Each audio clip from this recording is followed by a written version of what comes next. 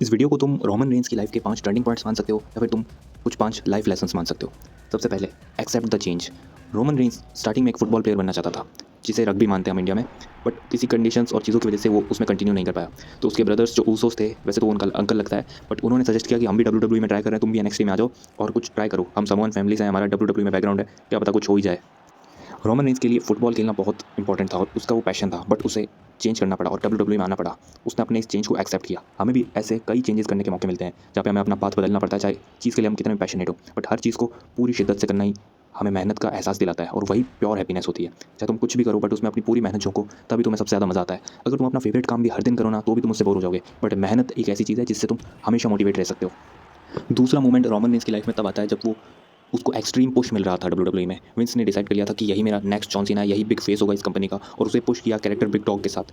जो ऑडियंसेस थी वो बिल्कुल एक्सेप्ट नहीं करना चाहती थी रोमन रेंस को कि ये बंदा हमें हमारा कंपनी का फेस बने, ये हो वो नहीं। वो एक्सट्रीम बूस्ट करते थे उसके मैचेस में, उसे खड़ा नहीं होने देते थे। उसकी प्रोमोज हमेशा से कमज़ोर थे स्टार्टिंग में, बट उसने इंप्रूव किया। बट उन प्रोमोज पे भी उसको बूज मिलती थी। उससे भी समझ आ गया था कि एक अच्छा कैरेक्टर प्ले करने के लिए ये जनता उसे नहीं मानने वाली।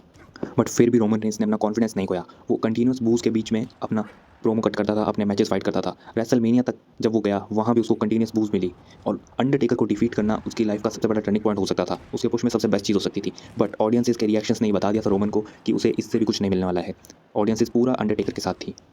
तुम खुद इस एग्जाम्पल को इमेजिन करो कि कोई सिंगर है जो कहीं कॉन्सर्ट या कुछ करने गया, या फिर कोई स्टैंड अप कॉमेडियन है, वो एक जनता के सामने अपना परफॉर्मेंस देना भी चाहता है, बट उसे कंटिन्यूस लोग हेटरेट बूस्ट कर रहे हैं। वहाँ ही बंदे का कॉन्फिडेंस टूट जाता है, बंदा क्विट करने की सोचता है। वहीं रोमन रेंस ने सिर्फ कॉन्फिडेंटली परफॉर्म नहीं किया, वहाँ पर अपने आप को प्रेजेंट रखा, अपने आप की मेंटल हेल्थ पे वर्क किया।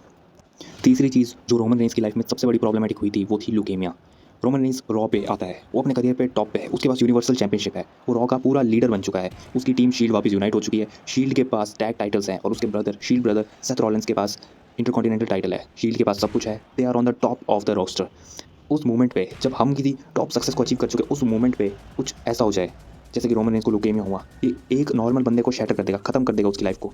बट रोमन रेंस ने ल्यूकेमिया से फाइट किया, उसने रॉ पे अपनी टाइटल रिलिंक्विश की और उसके 2 मंथ में ही वो रिकवर करके वापस आया। ऐसे मोमेंट हमें सिखाते हैं, मतलब रेसलर्स सिर्फ फिजिकली पावरफुल नहीं, वो मेंटली कितना प्रेप करते हैं। अगर हम इसका 1% भी अपनी लाइफ में यूज़ करें ना, हम अल्ट्रा सक्सेसफुल हो सकते हैं। नंबर 4 है रीबिल्डिंग। रोमन रेंस जब अपना बिग डॉग कैरेक्टर देखकर समझ चुका था कि अब मुझे कुछ नहीं होने वाला है। कोविड में वो एकदम डब्ल्यू से अपना पैकअप करके जाने वाला था। उसने सोच लिया था कि नहीं नहीं, डब्ल्यू मेरे लिए नहीं बना है, ये लोग मुझे कभी सपोर्ट नहीं करने वाले हैं। फिर भी विंस ने उसके पीछे पड़कर कहा कि नहीं, तुम्हें आना चाहिए, तुम्हें आना चाहिए, तुम इस चीज़ के लिए बने हो। तब रोमन रेंस एक शर्त पे माना कि मैं आऊँगा तो वापस, बट मैं कोई बेबी फेस कैरेक्टर प्ले नहीं करूँगा, मैं प्रॉपर हील रन दूंगा। और अपने कैरेक्टर में इतना बड़ा उसने चेंज करने की कोशिश की, जब वो अपने बेबी फेस वाले टर्न को थोड़ा बहुत कैपिटलाइज करना शुरू कर चुका था। बट तब जाकर उसने इस चीज़ का स्टार्ट किया जो कि बहुत जोखिम भरा था। और उस टाइम तक बहुत सारे फैंस थे जो पूरी डब्ल्यू को हेट करने लगे थे। यूट्यूब पर कंटिन्यूस ऐसी वीडियोस बन रही थी जिसमें बताया जा रहा था कि डब्ल्यू कैसे फेक है। जो पुराने फैंस थे वो भी छोड़कर जाने लगे थे और कोविड का खतरनाक डाउनफॉल इन रेसलर के लिए बहुत बड़ा खतरनाक मूव था। बट रोमन रेंस अपने न्यू कैरेक्टर के साथ आता है, अपनी हाईएस्ट अल्ट्रा सक्सेस अचीव करता है जो कि उसने आज तक अचीव नहीं करी थी। डबल टाइटल्स लेता है, अनडिस्प्यूट चैंपियन बनता है और बहुत ही ज़्यादा लॉन्ग रन देता है। और उस फेज़ के बाद से पूरी जनता उस पर टर्न होकर उसे प्यार देना शुरू कर देती है। ये बिग डॉग से ट्राइबल चीफ का सफ़र उसके लिए बहुत खतरनाक था, बट उसने हर एक सेटबैक पे रुकने की बजाय आगे बढ़ने का सोचा। उसने मेहनत की और आज वो बहुत सक्सेसफुल हो पाया है इसी लगन की वजह से। नंबर 5 है स्किल शार्पनिंग। रोमन रेंस अभी स्टेफनी मैकमैन के इंटरव्यू वाले पॉडकास्ट में आया है, जहाँ पे उसने बताया था कि जब वो स्टार्टिंग में भी मतलब एकदम कोई रेसलर बड़ा नहीं था ना, तब भी वो अपनी जो वीडियोस थी उसको बार बार रिपीट पे देखता था कि उसने क्या मूव सही से किया, क्या चीज़ उसको सही से दिखनी चाहिए, क्या करना चाहिए।